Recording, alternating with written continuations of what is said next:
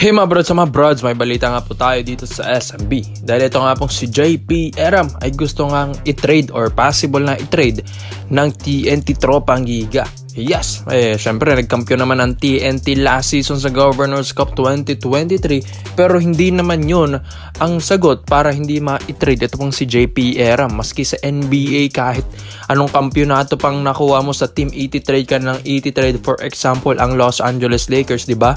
Kada kampyonato, kada season nun after ng championship nila, palagi silang nagtitrade or panibagong roster na naman. So ito pong si Eram, ito nga, possible nga talaga na alisin ito ng TNT Tropang Giga dahil sa mga past issues na ito. Dahil yun nga, minsan hindi nasunod sa play, minsan yung kanyang attitude ay hindi na niya nako-control.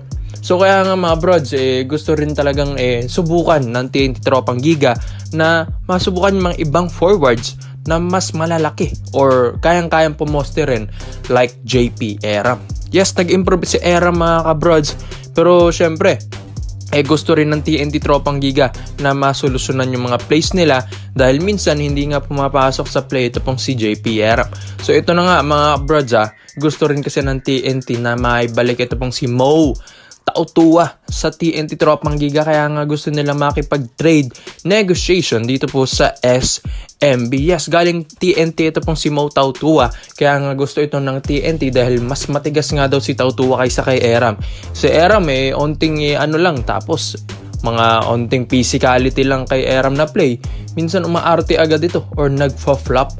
So yun nga rin ang isa sa mga ayaw nila kay Eram. Pero dito naman sa SMB, kung itong si Eram naman ay mapunta dito, alam ko mas lalakas at titigas itong mga bros. Di ba nga itong si Tautua, malakas na rin yan dati sa TNT, pero nung lumipat ito sa SMB, mas lumakas. Bakit mga brods? Syempre, ikaw ba naman araw-araw mong kaensayo si Junmar Fajardo, hindi ka ba naman lalakas doon sa ilalim? Kaya nga ganun ang mangyayari kay Tautua. Kaya lalakas at lalakas talaga. So itong si Eram, maganda dito, may shooting na, agile na player, athletic din kahit papano, tapos may improve pa yung footwork nito sa ilalim at gusto nga rin ng SMB if ever man ma-trade or patusin nila yung trade offer ng TNT, ay papalakihin nila yung katawan po nito ni JP Eram. At veteranong player na rin naman na itong si Eram, at yun nga, may championship na rin ito sa TNT Tropang Giga, kaya nga gusto rin ng SMB na masubukan ang player na ito. Pero iniisip din ng SMB yung mga consequences kung mawala naman si Tautua sa kanila. Pero kung si Eram naman ang mapupunta sa kanila, ay hindi na yun problema dahil mapupunan din naman ni Eram yung mawawalang play or mawawalan na mga role na ito ni Tautua if ever man ma-trade ito mga kabrods. So ito na nga pag-iisipan ng dalawang management kung itutuloy nila ang trade na ito dahil ang TNT Tropang Giga gusto nga rin nila na may additional na rookie or may additional na bench player ito pong SMB dito sa trade na ito. Yes mga brods, kaya abangan natin kung sino or ano ang maisasagot dito ng SMB kung papayag ba sila na mapunta si Eram sa kanila at ma-trade nila at maibalik nila si Tautua sa TNT Tropang Giga.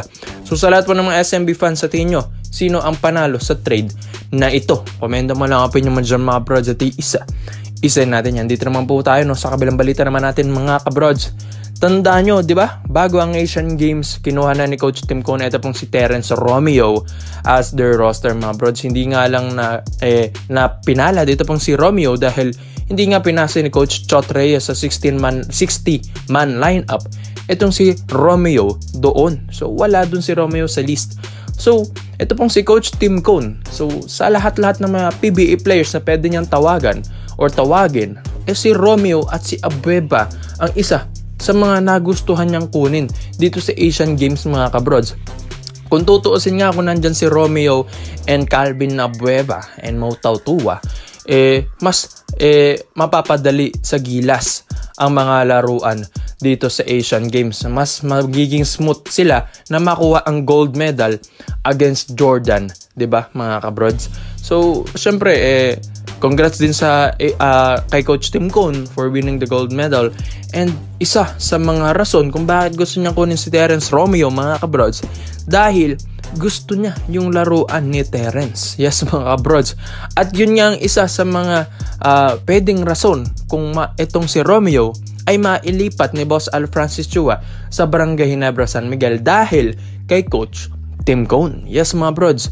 Dahil yun na ang isa sa mga signs na pwede nilang makuha si Romeo dahil ito pong si Coach Tim, siya mismo ang nag-reach out dito kay Terence Romeo para makuha dito sa Asian Games. So, ito na nga, why not sa Barangay Ginebra San Miguel niya ito kunin, mga kabrod. So, ito pong si Romeo ay alam naman natin isang scoring champion ito, former scoring champion ng PBA. So, itong si Romeo, matagal na itong gustong maglaro rin sa Barangay Ginebra San Miguel. Pero, hindi nga lang siya napupunta doon dahil napunta rin siya ng SMB.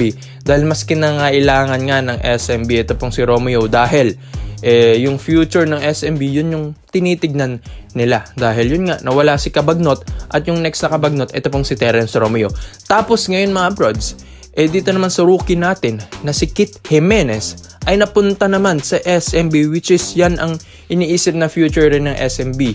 Kapag mawala si Romeo, may Kit Jimenez naman napapalit. So, itong si Romeo ay pwede na nilang ilipat sa Barangay Ginebra San Miguel dahil loaded na ang guards ng SMB kung tutuusin, mga kabrods. So, itong si Romeo ay alam naman natin na gusto ito ni Coach Tim Cone at isa niya sa mga paboritong point guard. Hindi na ako magugulat kung maiti-trade or maililipat ito ni Boss Al Francis Chua via 3-team trade sa Barangay Ginebra San Miguel. Ito pong Ginebra, malakas na ito, mga brods. Pero, iba pa rin yung meron kang talagang pure scorer and former scoring champion. Andiyan na si Pringle, di ba? Yung mga former scoring champion. And ililipat mo pa si Terence Romeo sa Ginebra. So, ang lakas na talaga ng Ginebra, mga kabrod. Sina Malonzo, sina Stan Hardinger, Scary Thompson, may mga talagang smooth shooter ka pa dyan.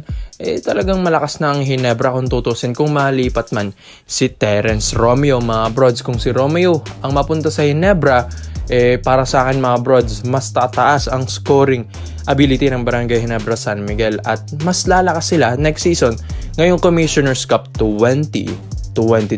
At malapit na rin yan, mga kabrods, ha. Yun nga, November na rin next month ang Commissioner's Cup dahil minove ito ni Commissioner Willie Marshall, mga kabrods. So, sa lahat po ng mga Barangay Ginebra fans, sa tingin nyo ba mas gaganda ba ang laruan ng Ginebra kung ito pong si Coach Tim ay makuha niya ang paboritong point guard niya sa lineup next season?